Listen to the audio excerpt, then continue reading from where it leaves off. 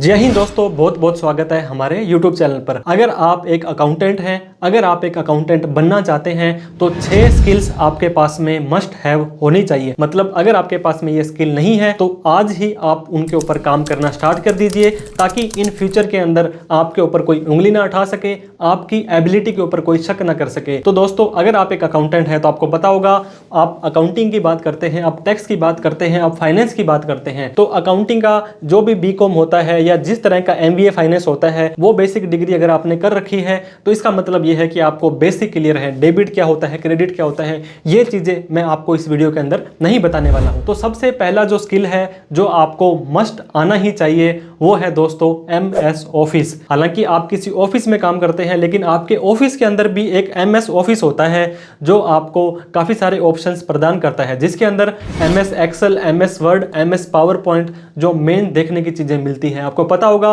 कोई भी वर्किंग करनी है, कोई बैलेंस शीट बनानी है तो किसी ना किसी सॉफ्टवेयर का आपको सहायता लेनी पड़ती है। तो दोस्तों, अगर आपको एमएस एक्सेल नहीं आती है तो आज ही आपको एमएस एक्सेल सीखनी स्टार्ट कर देनी चाहिए। इसके अंदर काफी सारे फॉर्मूले होते हैं, काफी सारी टेक्निक्स होती हैं, काफी सारे शॉर्टकट होते हैं। एमएस वर्ड के अंदर किसी भी को आप लेटर टाइप करना चाहते हो, कोई पत्र व्यवहार करना है, किसी कंपनी को, किसी आपने पार्टी को कुछ पत्र व्यवहार करना है तो एमएस वर्ड के अंदर ही आपको फाइल लिखनी पड़ती है।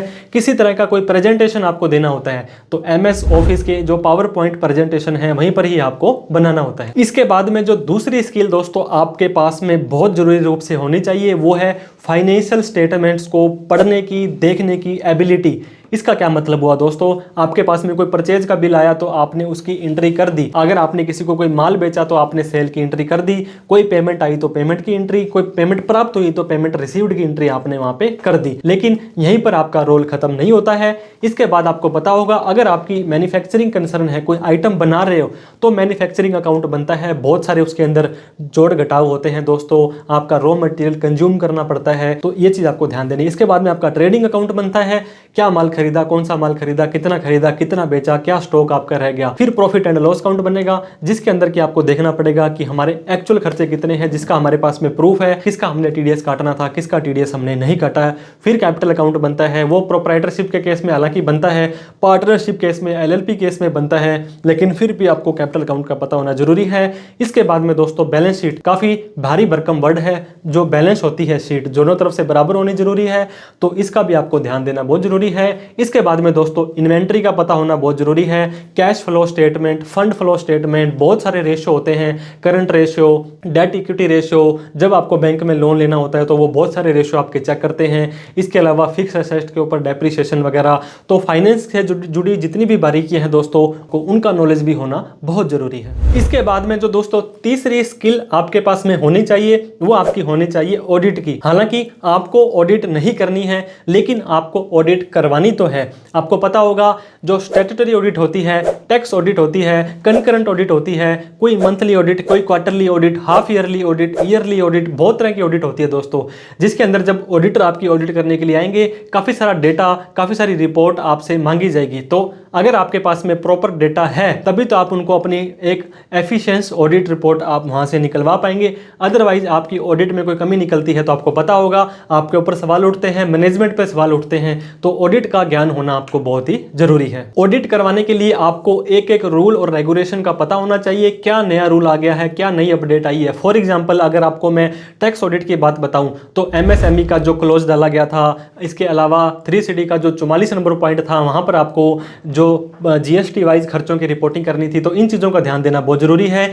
ऑडिट का अगर आपको प्रॉपर अच्छा ज्ञान होगा तो आपको इन फ्यूचर के अंदर किसी भी तरह की दिक्कतों का सामना नहीं करना पड़ेगा। इसके बाद में अगर आप एक अकाउंटेंट बन गए हैं या बनना चाहते हैं या एक एक्सपर्ट अकाउंटेंट बनना चाहते हैं तो आपको पता होगा, अकाउंटिंग ही हर चीज का आधार होती है। अगर आपने पहली एंट्री सेल या परचेज की सही कर दी तो आपका trial balance, trading P&L, balance sheet, सब चीजें ऑटोमेटिक ही बन जाएंगी। तो आपकी इंडस्ट्री के हिसाब से हो सकता है, आपकी मैन्युफैक्चरिंग इंडस्ट्री हो, ट्रेडिंग इंडस्ट्री हो, सॉफ्टवेयर की इंडस्ट्री हो, सर्विस की इंडस्ट्री हो, तो स्कूल की इंडस्ट्री हो, जिस तरह के आप संस्था में काम करते हैं उस तरह की संस्था का सॉफ्टवेयर की जानकारी आपको होनी बहुत जरूरी है। इंडस्ट्री वाइज, फंक्शन वाइज बहुत सारे शॉर्टकट होते हैं, बहुत सारी एडजस्टमेंट एंट्रीज होती हैं, उनका ध्यान रखना जरूरी है।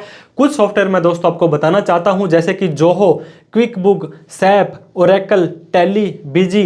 हालांकि सारे के सारे सॉफ्टवेयर का सार बिल्कुल लास्ट के अंदर जाकर के आपको बैलेंस शीट बना करके देना होता है, बहुत सारे कैलकुलेशंस आपको करके देना होता है, आपकी प्रॉफिट बताना होता है। लेकिन फिर भी आप, अगर आपका बेसिक क्लियर है, तो अगर आपको शॉर्टकट्स पता है, उन सॉफ्टवेयर के बारे की वर्किंग पता है, तो आप बड़े ही आसानी से उन सॉफ्टवेयर में अच्छे से काम कर पाएंगे। तो अकाउंटिंग के अंदर आपको पता होगा टीडीएस की रिटर्न बनानी है, जीएसटी की रिटर्न बनानी है, पेरोल बनाना है, टीडीएस बनाना है, और भी बहुत सारे ऐसे फंक्शन होते हैं जो प्रॉपर आपका बेस सही होगा, बढ़िया होगा, तो आपको इन फ्यूचर में किसी भी तरह की दिक्कत का सामना नहीं करना पड़ेगा। इसके अलावा जो पांचवी स्किल एक अकाउंटेंट के पास होना बहुत जरूरी है, वो है दोस्तों प्रेशर हैंडलिंग। आपको पता होगा इंडस्ट्री के अंदर, बिजनेस के अंदर इतना सारा प्रेशर होता है, day to day, weekly, monthly, quarterly, half yearly, बहुत सारी रिपोर्टें, बहुत सारे डेटा, बहुत सारे टैक्स आपको देने होते हैं। पार्टियों से दोस्तों पेमेंट लेने के लिए, पार्टियों से माल लेने के लिए उसको एग्रीमेंट करना होता है, उनको रिमाइंडर देना होता है, उनको दोस्तों इनवॉइस देना होता है, आपको मैनेजमेंट का प्रेशर होता है, आपको ये करना है, ये नहीं करना है। हर कंपनी में, हर संस्था में आपको पता होगा पॉलिटिक्स भी होती है। तो इस तरह से आपको अपना वर्किंग कल्चर देखना है कि आपका किस तरह का टॉक्सिक वर्क कल्चर तो नहीं है, आपको अपनी प्रायोरिटी देखनी है, आपको किस वर्क को ज़्यादा इंपॉर्टेंस देनी है। फॉर एग्जाम्पल, ऐसा कोई काम है जिसकी कल लास्ट ड्यू डेट है, तो आपको वो पहले करना चाहिए, या ऐसा कोई काम है जिसकी 5 दिन बाद ड्यू डेट है लेकिन उसकी पेनल्टी बहुत ज़्यादा है, उसके नुकसान बहुत ज़्यादा हैं, जीएसटीआर 1 11 तारीख को आपकी नहीं जाती है, तो मान लीजिए दोस्तों सामने वाले व्यक्ति को इनपुट नहीं मिलेगा, वो आपकी पेमेंट रोक लेगा। तो इस तरह से बहुत सारी चीज़ों को, प्रेशर को प्रायोरिटी देकर के आपको काम करना पड़ेगा, ताकि इन फ्यूचर के अंदर आपको लंबे या बड़े नुकसान देखने को ना मिले। इसके अलावा छठी और जो लास्ट स्किल दोस्तों आपके पास होनी जरूरी है, डिजिटल जमाना है, ऑनलाइन जमाना है, टेक्नोलॉजी का इस्तेमाल इतनी बढ़िया तरीके से बढ़ रहा है, एआई का जमाना है, चैट जीपीटी का जमाना है। आपको पता होगा चैट जीपीटी को कुछ भी क्वेश्चन आप पूछते हो तो 1 मिनट में आपको वो जवाब दे करके दे देता है। आपको किसी भी के पास जाने की जरूरत नहीं है, आप उसको अपनी केस स्टडी, पूरी कहानी लिख करके देंगे तो उसके अकॉर्डिंग ही आपको एक सटीक आंसर मिल जाएगा। तो लेकिन ये एक कला है दोस्तों कि चैट जीपीटी का, आर्टिफिशियल इंटेलिजेंस का, एआई का यूज आप किस तरह से कर सकते हैं।